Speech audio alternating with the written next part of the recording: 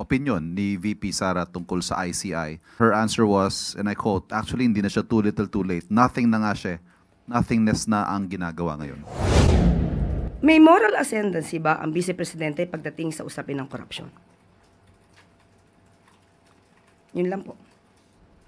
Dahil umamin mismo ang dating Pangulo na siya mismo ay corrupt.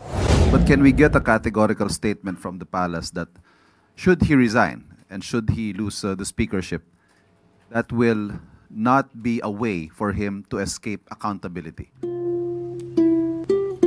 Magandang umaga po, Yusek. Yusek, may we know what was discussed during the meeting of President Bongbong Marcos and House Speaker Martin Romualdez yesterday, and who were the people present during the meeting? Ang maiko-confirm ka lamang po ay nagkita po sila ng Pangulo at kung ano po yung napag-usapan nila ay hindi po natin masasabi. Okay, but clearly yesterday, Yusek, mainit po na usapin yung change of leadership in Congress. So I wonder if the President gave his blessings na mapalitan yung head ng Congress, considering that Congressman Toby Chanco himself said that although co-equal body, they respect the President, so they need to discuss the issue with the President. Sa ngayon ay wala po tayong masasabi at hindi pa naman po yata nagre-resign si Speaker Romualdez. So tingnan na lamang po natin kung anong susunod na magaganap. Last na lang po, ma'am. What does Malacanang think about the possible change of leadership in Congress? How will this help when it comes to preserving the integrity of the institution or the government as a whole, considering po na na-link din si Congressman Romualdez issue ng flood control projects, although not directly, but he was mentioned. If ever man po na mag-resign si Speaker Romualdez, at ito po ay para maging malaya ang pag-iimbestiga, lalo pat nababanggit nga ang kanyang pangalan. Magiging maayos po ito at makatanggap-tanggap kung ang kanyang dahilan po ay para maging maisalba rin po ang integridad ng institusyon at para nga sa isang malayang pag-iimbestiga. Salamat po.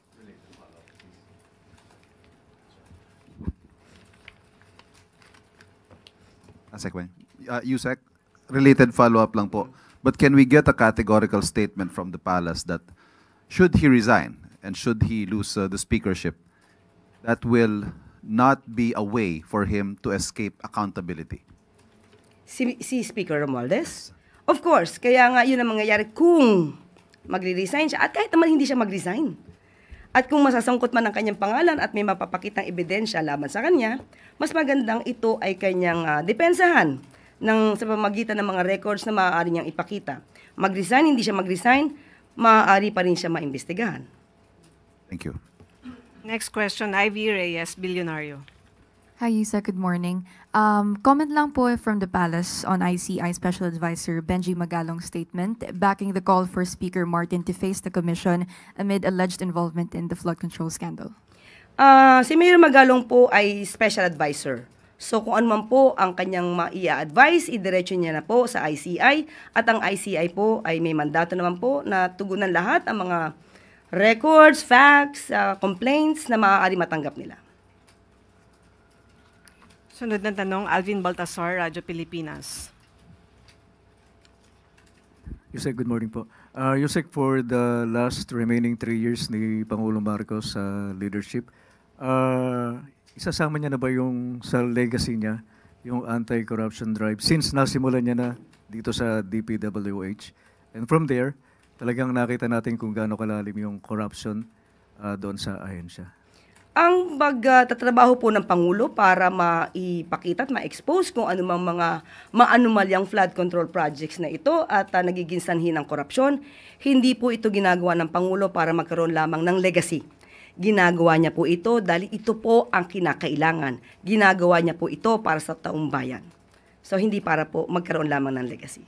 Follow-up lang, Yusek.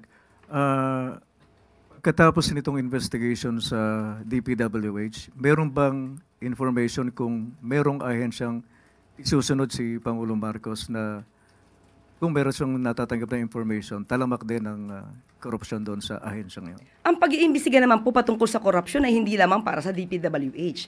Kung meron pong makikita at maibibigay na anumang mga reports tungkol sa anumang korupsyon, yan naman po ay talagang pag-iimbestigahan. Salamat po, Yusek. Sunod na tanong, Chris Jose Remate. Good morning, Yusek. Sabi po ni BP Sara, dapat daw po agad na inaksyonan ng Pangulo yung flood control mess instead na hintayin daw po yung magiging findings ng ICI. And ang sabi po niya, and I quote, kung ikaw, presidente ka, tapos alam mo na kung ano ang nangyayari, makikita mo, based on the budget, kung paano binababo yung pera ng bayan. Mag-aantay ka pa ba ng commission o truth commission o ano pang commission? Okay. Unang-una po, di po natin alam kung kung siya po ba ay matagal na nagstay sa isang kuweba at hindi niya nalalaman ang mga nagaganap at hindi niya nalalaman kung ano yung agarang isinasagawa ng ating Pangulo. Siguro po kakailanganin niya na po ng mataas na grado na salamin or kaya hearing aid para madinig niya kung anuman ang lahat ng ginagawa at mga inuutos ng Pangulo sa mga law enforcement agencies, sa mga investigating bodies, kasama na po ang pagbuo ng ICI. Uulit-ulitin po natin, dahil paulit-ulit naman po lamang ang sinasabi na issue ng Vice Presidente. Ang pag-iimbestiga po ay hindi po kailangang isang araw lang.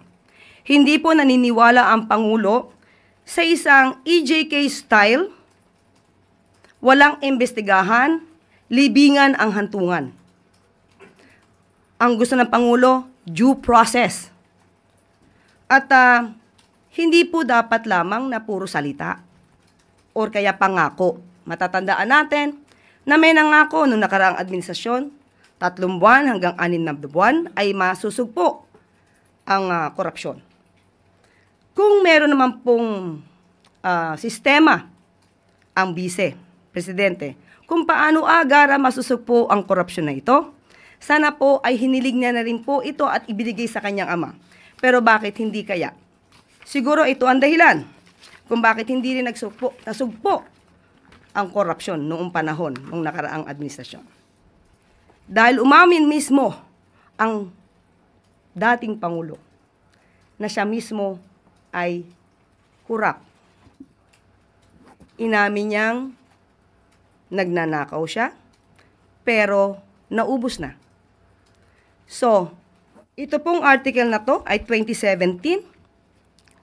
Halos mahigit 1 taon na nakaraan after siya mangako na 3 buwan hanggang 6 na buwan matatapos ang korupsyon.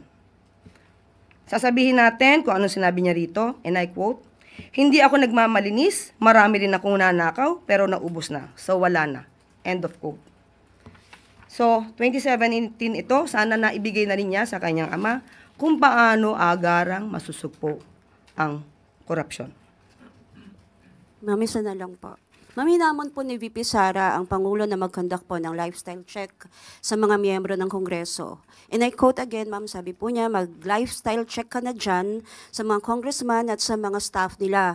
Ang dami dyan, may bahay sa abroad. Ano pang investigative body ang kailangan mo? Tanungin natin, may moral ascendancy ba ang Vice Presidente pagdating sa usapin ng korupsyon? Yun lang po. Thank you, ma'am. Sunod na tanong, Gilbert Verdes, DWIC. Morning po, Yusek. Ngayon pong nag-start na po ng operation o trabaho yung ICI.